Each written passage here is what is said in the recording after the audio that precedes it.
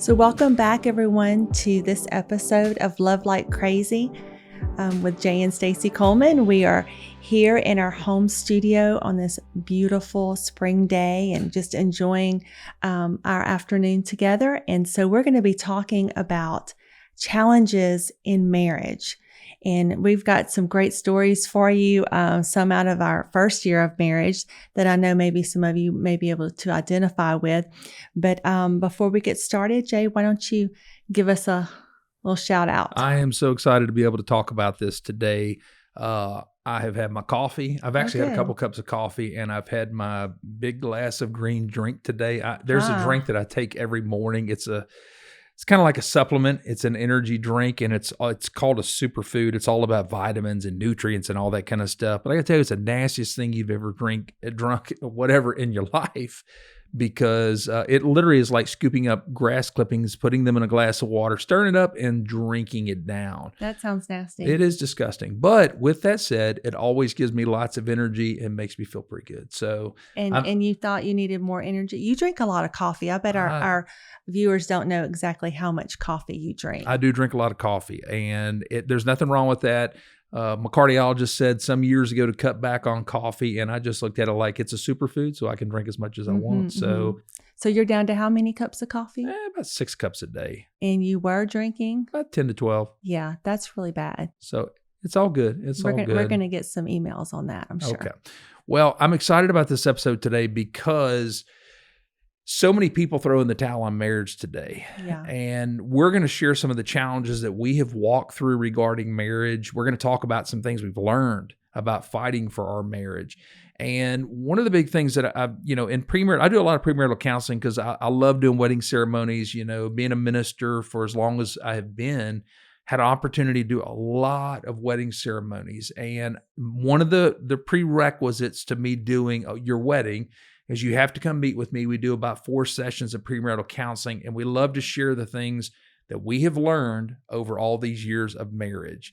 And so with that in mind, today we're going to share some of the things with you about fighting for your marriage. Now, statistically, everybody likes to say that half of all marriages wind up in divorce court. It's really not that accurate of a statistic. It's close. I think the last time I looked, and these statistics are not exact, but I think that it was 46.3% of all first-time marriages, around 51 to 52% of all second-time marriages.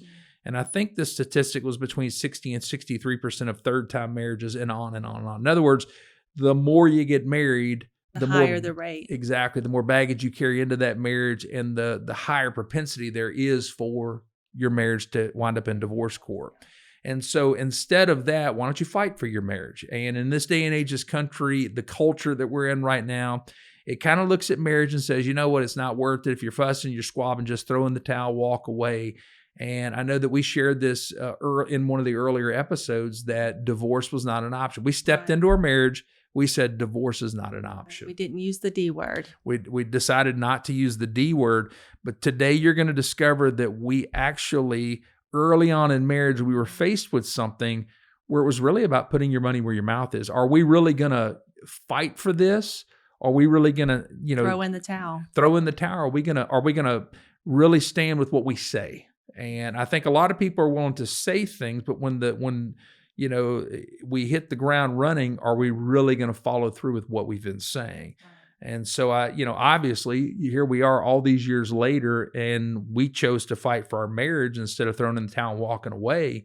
And it's been worth it. It's been worth every last bit of it. I agree. We've been married almost 31 years now. So lots of examples I'm sure that we could give. Now, as we get into the story of the first year, and I'm just going to shoot straight with you guys here. Y'all know this. We're approaching this just as average people who have faced different things in marriage. Even though we are pastors, we're just going to be real with you guys and share some things. And this is probably that first year. I didn't know if we were going to make it through this challenge or not. Yeah, I can definitely look back and say that was hit or miss in a few different areas. And it was a struggle. It was, because you're all in love, you've fallen in love, but then when you get down to the brass tacks, sometimes it's hard. It's hard learning how to communicate with each other in the right way, learning how to get along and being with each other all the time. Absolutely. Now, You want to dive off in the story? Or you want me to kind of?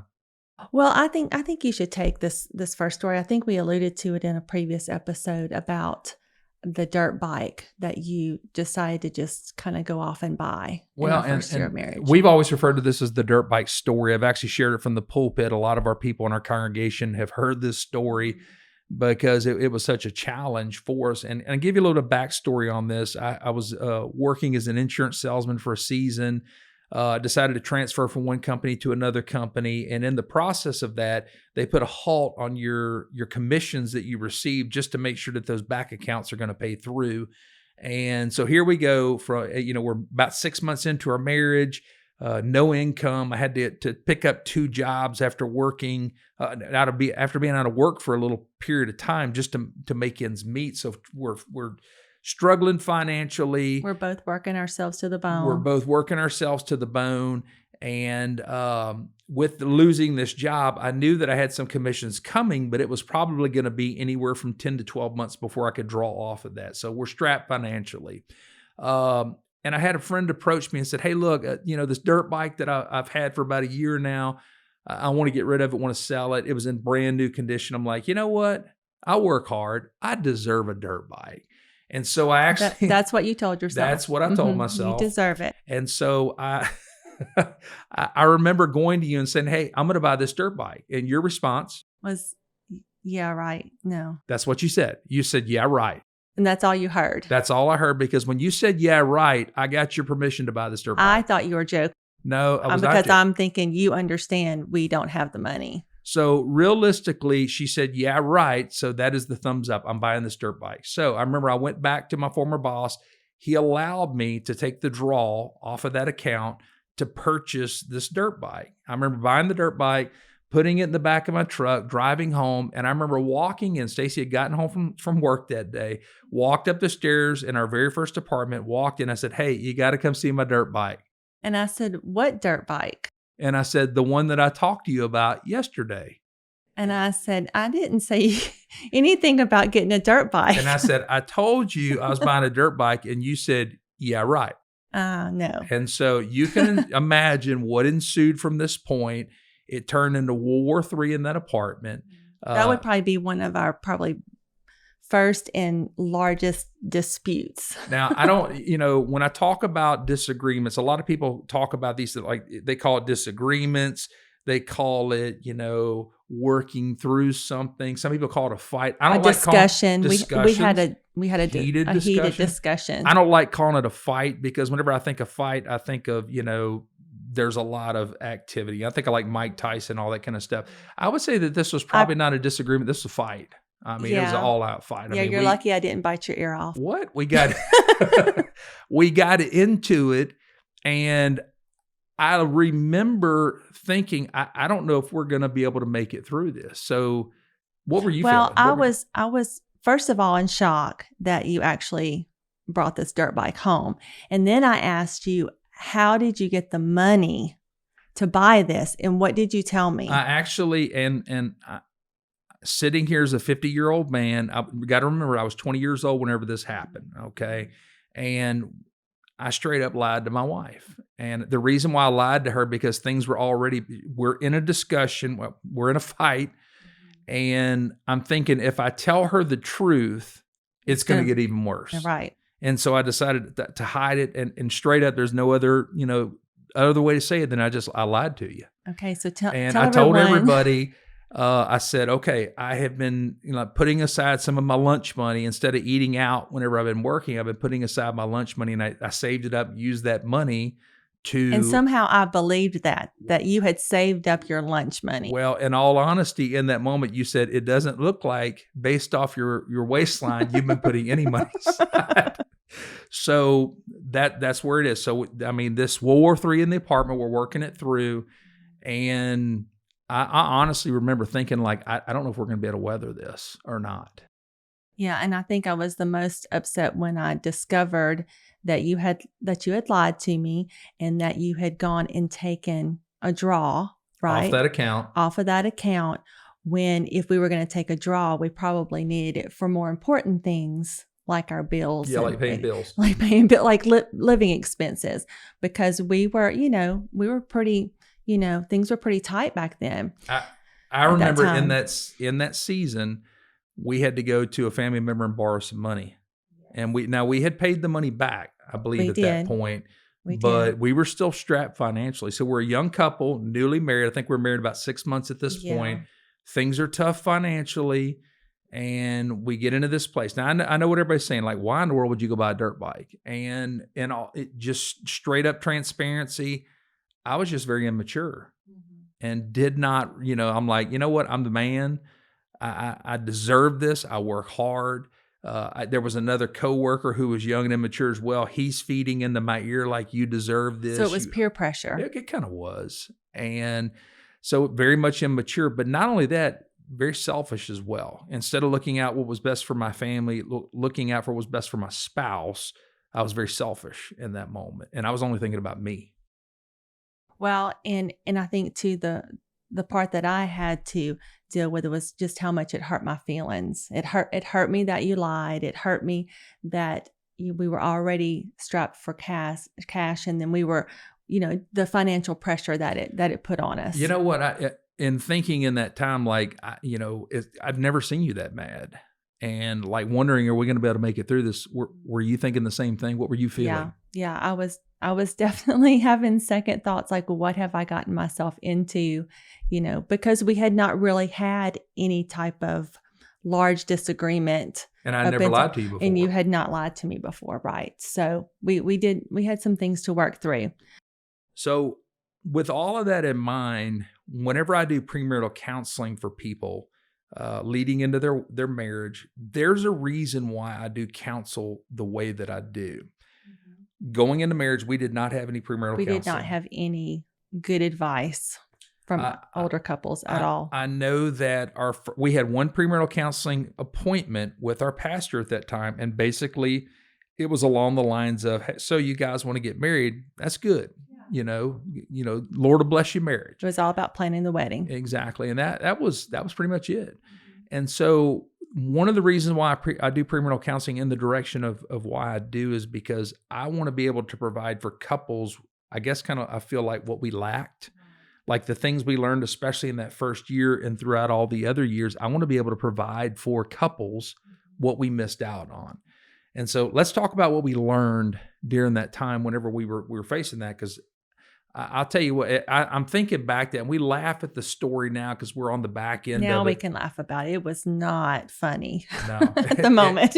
and honestly, in that time in our marriage, I was worried, like, what is this going to look like? Because not only was it the money that you put out for it, but then it broke and we had to put more money out.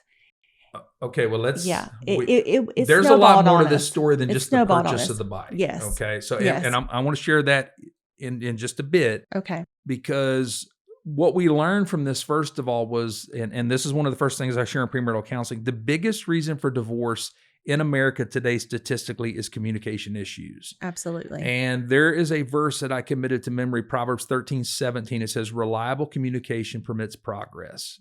And that's the Living Bible. I like that translation because it talks to us about being able to reliably communicate with one another. And what I learned in that time in our marriage was we have to learn to talk through everything. Me just getting permission from you for you saying, yeah, right, go buy a dirt bike. I took that in the sense of I'm going to get what I want and took it and ran with it. You made whatever I said fit to what you wanted it to be.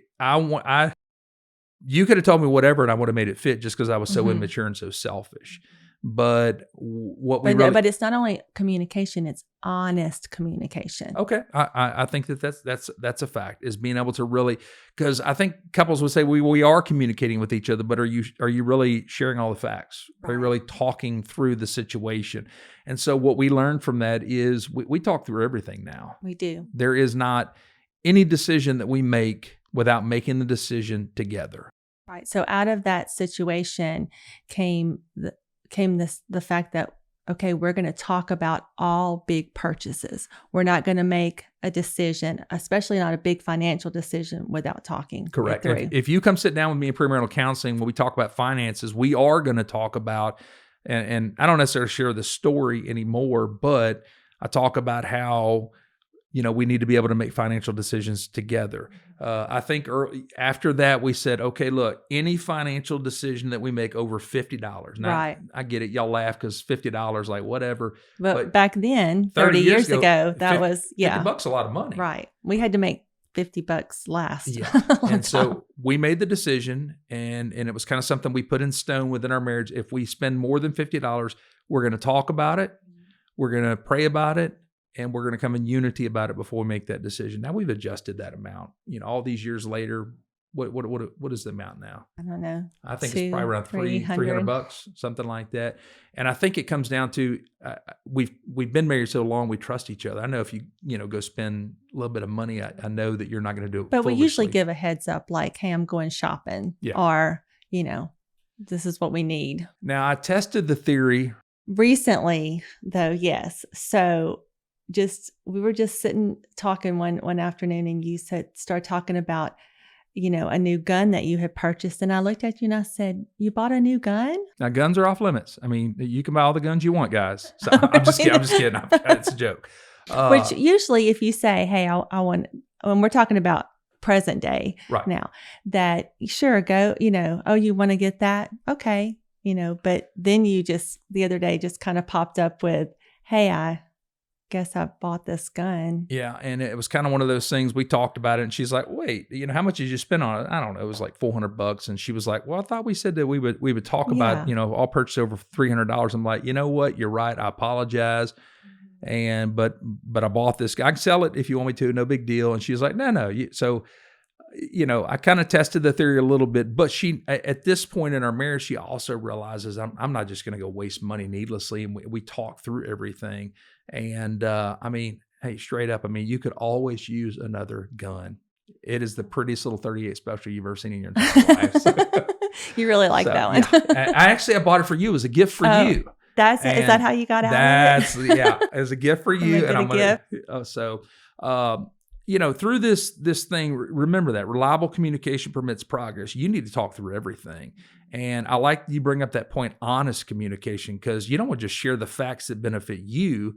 You need to be able to really talk through everything. And I remember repenting and us sitting down and apologize. I apologized to you for what I had done. I remember actually you apologizing to me for the way you responded. Mm-hmm. And us just having a really, healing moment. Now, here's the cool part about being newlyweds, okay? When you have a massive disagreement, whatever you want to call it, fight, whatever, the makeup is amazing. Oh, really? Yeah. Well, especially the first year of marriage. Absolutely. Makeup sex is amazing. And I like to say this, we made up and then we made out, okay? We made up and we made out. You're right. So that is one of the cool parts about being a newlywed. Okay? Yes. So I think that it's fair we talk about this, major disagreement that we had early on in our marriage. We learned about communication, but I'll tell you one of the things, in telling you about being immature and selfish, I discovered something within marriage that helped teach me, is that accountability in marriage is very, very important. We've always, held one another accountable. And I think that really helped us early on in the marriage. And you can have that accountability when you're talking through whatever purchase or whatever the topic is that you need to communicate. But then also we incorporated the fact that not only do we need to talk about it, but we need to pray about it. Yep. Even the financial decisions or situations with the children or whatever the problem may be. Okay, let's talk about it, but let's also pray about it. So we take it to the Lord. I do remember the job that I was working at that point. I remember praying about the dirt bike, and I started to feel in my heart like maybe this isn't such the best thing. Sometimes it's not the right time. Correct. But I also remember, like I told you earlier, another influence talking to me, a guy about Peer my pressure. age, and saying, "You know what, you deserve this." And so here's the thing. It's kind of like I disregarded what I felt like the Lord was speaking into my heart, and I heard what I wanted to hear. And so that's why it's important for us to have accountability with each other.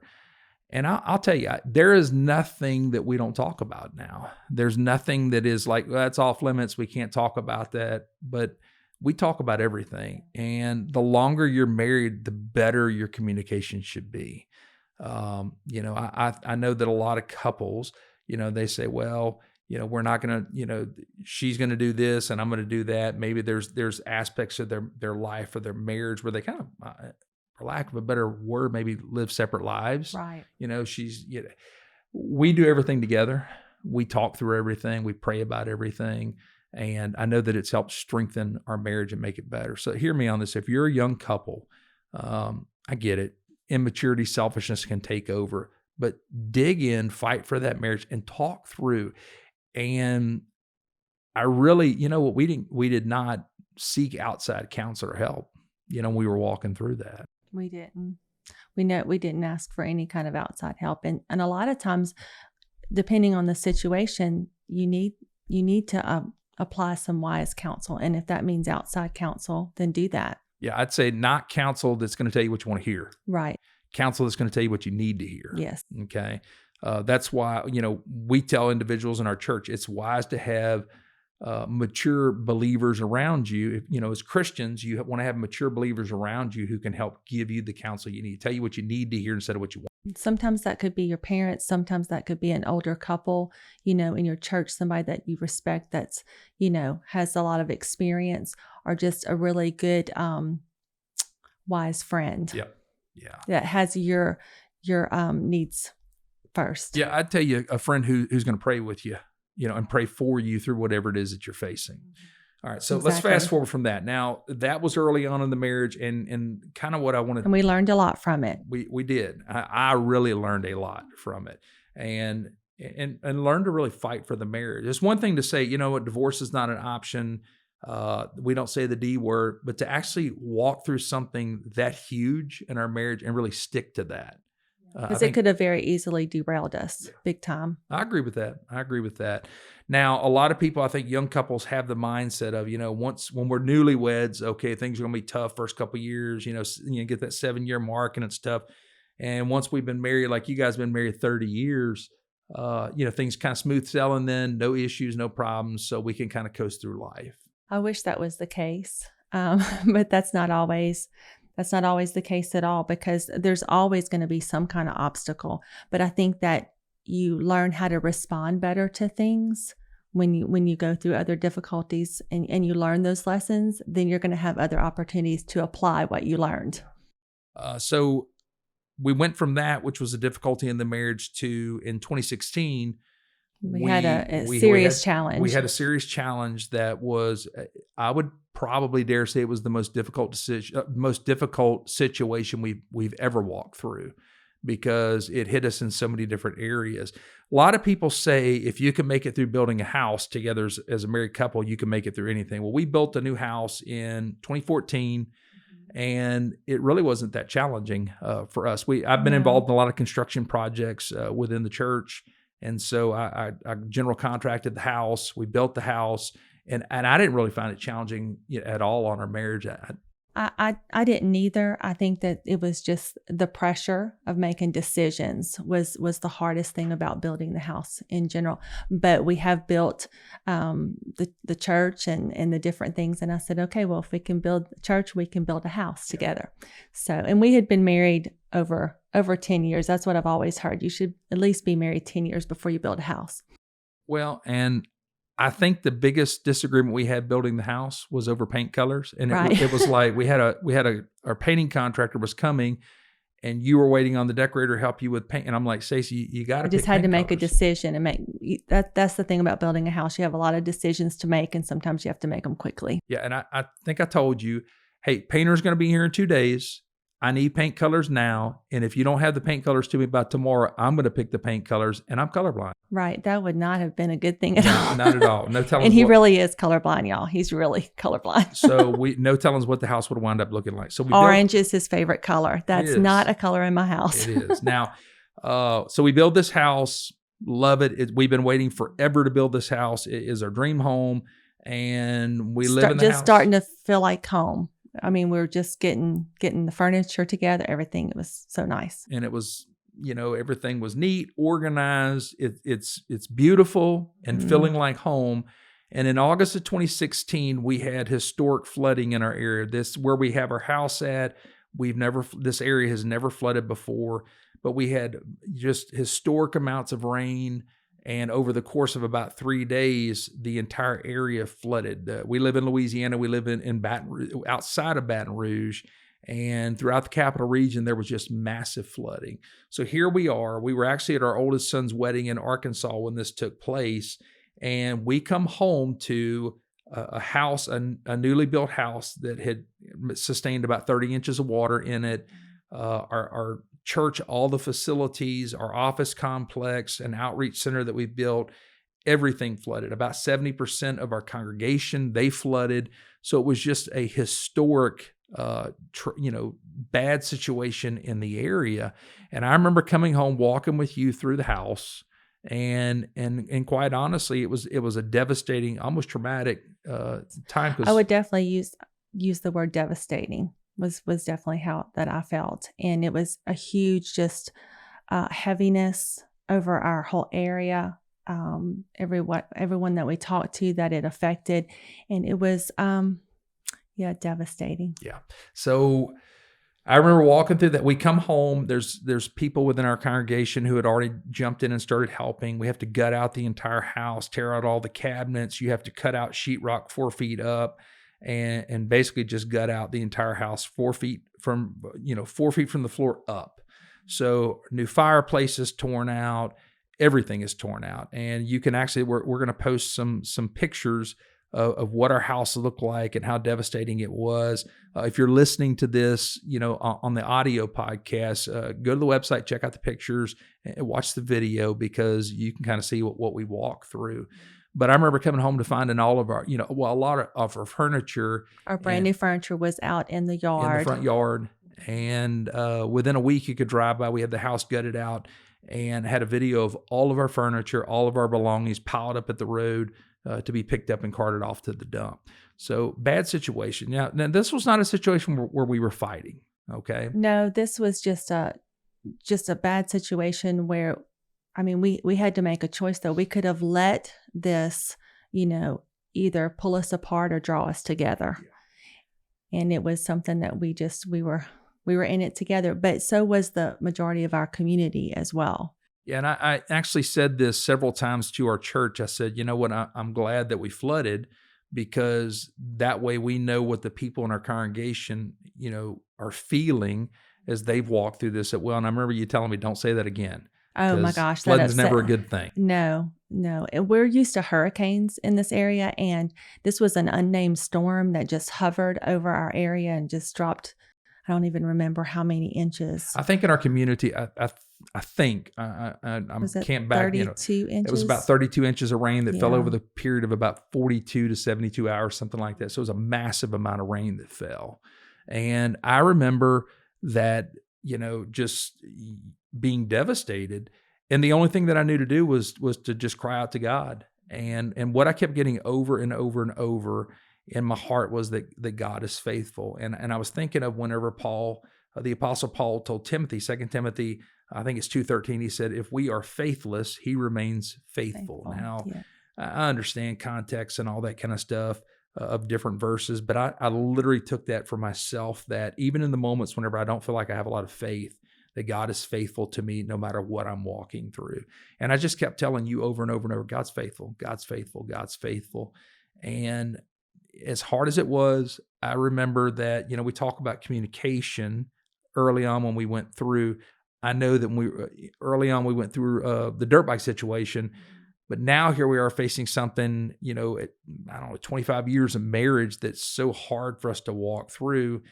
And we talk through. And we would sit and just talk through what we were thinking, what we were feeling. And I really felt... And for me, I cried a lot. You did. There was a lot of tears. You did. A lot of tears, because I think for me, the devastation part, it was just a huge feeling of loss. And which, in another episode, we'll talk more about, the loss that I experienced in my life up to that point. But it just threw me. It just threw me. And all I could do was cry and cry and cry. And so you're communicating to me, but all I'm doing is crying. Well, and I think that a lot of times, men especially, we have this, like, we want to be able to say the right thing or fix this situation. And I think I learned through that sometimes the only thing your wife needs you to do is just be a pair of arms that you can wrap around her and hold her while she cries. And, people would say things. People, when there's loss, people, want to say stuff to help comfort you. And you would hear people say, well, it's just stuff. You can replace just material stuff. It's just material goods. Right. But the truth of the matter is that they were our, material goods. And there are actually things you can't replace. Right. Sure, you can buy new furniture. You can do all of that. But then there's those heirlooms and just, pictures, certain pictures and family things that you can't replace those. Yeah. Once they're ruined, they're gone. And, if it's something that your grandmother gave you or something that your dad passed down to you and it's lost in that moment, it weighs heavy on your heart and on your mind. So through that, I just kept saying, over and over, remembering what Paul told Timothy and that God's faithful. And I remember us praying through that. And it was a test on our marriage even in that point, because here we are, we're facing this, and you got to understand it's not just us. We go to our office, we go to the church, and that was kind of the breakaway for me. I go to the church, minister to people, because so many people were coming in and facing this loss, and it was so devastating for our community. I go there, pray for people, minister to people, and then come back home and start, working some more and getting out the house. And then probably having to minister to me. Yeah. As well. Well, and I remember it was some months afterwards that we decided to take a step that a lot of people, say, well, you're pastors, you counsel people. And we decided for the health of our marriage to step out and go get help from an outside source. Right. So we sought out a marriage counselor, and it was basically to help us navigate all of these feelings that we were having walking through the season that we were in. And it was a season that we eventually came out of, but this rebuilding season was so very difficult for us. And I knew in my head and in my heart God's faithfulness, and we were definitely seeing God's hand moving in our lives and his faithfulness to us. But in that moment, it was just so overwhelming, I think. Right. I wouldn't say that, like our marriage was not in trouble. Like early on, dirt bike story, marriage in trouble. Okay? Right. This, because we have learned to communicate, we've learned to walk in unity. We're walking through this difficult season together. And it wasn't like, hey, we're going to a marriage counselor because we feel like our marriage is going to fall apart. Hey, we're going to go to a marriage counselor because we have all these thoughts and feelings and this is going on inside of us and we don't know how to process it. Right. And so I think we were feeling, I know I was, just the stress. Yeah. The stress of everything, because it wasn't just our home weighing on us, but it was also our congregation. And, the church was also in need of being rebuilt. And so it was just a lot. Yeah, people would come and sit and talk with us about what they were thinking and feeling. We would help them navigate through. But it's like, we needed somebody to help us navigate as well. So we went to go see a counselor he's a believer, he's a Christian, and he actually became a friend through the process. And it was great just to be able to sit and talk through, this is what we're walking through, this is what we're feeling, this is what we're thinking. And so I'm just going to tell you straight up, it's always wise within your marriage that if you hit a rocky road, if you hit a difficult patch, step outside, get some outside counsel, don't seek out somebody who's going to tell you what you want to hear, but have the courage to find somebody who's going to tell you what you need to hear.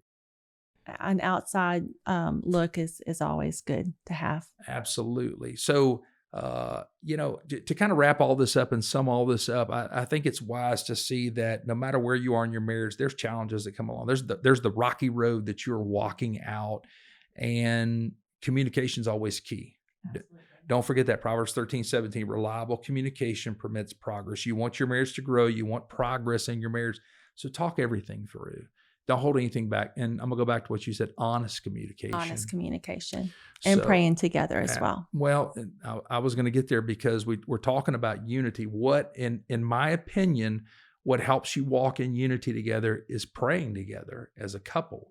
And, I know you pray for me, I pray for you, but to pray together and to pray out loud for one another is always so powerful because it helps build my faith. And I know it helps build your faith as well. So fight for your marriage. Don't just fight in your marriage. You may have disagreements. You may face difficult patches, but fight for your marriage. Trust and know that God is faithful. Remember, even in the times where we're faithless, even in the times where maybe we feel like we don't have a lot of faith, God is faithful. He will see you through everything that you will face in this entire world. And I do hope that, our kids saw how we were navigating through the situation with the flood, and that would be an example for them to also see, communication and how even that it's okay to ask for outside help when you're struggling. So that's part of, building that stronger family. That's a good point, because no matter where you are in life, what age your kids are watching you. Absolutely. And we walked through this season whenever our kids were, our oldest son was newly married. And the other two were in high school. We had 2 high schoolers. And so they're watching how mom and dad are going to navigate this. And now here we are, they're all 3 married,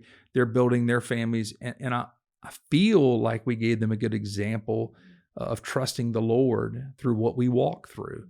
And now here as they're building their family, maybe they, in this legacy within our family, they walk in that as well and trust the Lord for their marriages. Well, I've enjoyed this episode. I tell you, I drank my coffee and I was ready to go. You had lots of energy. I did have lots of energy. And your green drink gave you lots of energy. I'm fired up. So, hey, listen, if you've enjoyed this podcast today, make sure you subscribe, make sure you like, and you share this with your friends. Help us continue to build this podcast, as we're all about helping to build a stronger family and stronger marriages. Thank you for joining us today. And until next time, love like crazy.